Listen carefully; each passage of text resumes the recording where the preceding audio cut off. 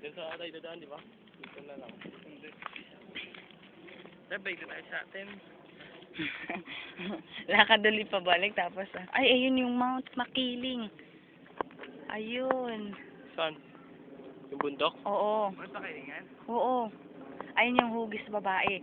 Ayun yung parang bunganga niya. Ito yung dede niya. Ito yung tiyan niya. Yung parang ayun yung Mount Makiling. Oo. Yan siya. Ay, ba pinakamalapit sa atin? Oo. Parang gusto ko mapuntahan nga yan eh. Pero malayo yan, di ba? Oo. Sa buod yan. Gaganon. Sa pool kaya yan. Gandang tignan, no?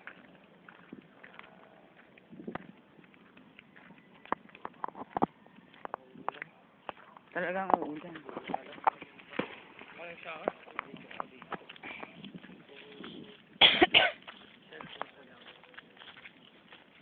Para lumamig.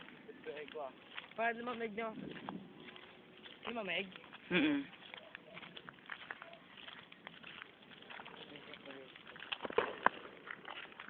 Probinsya na ba ito?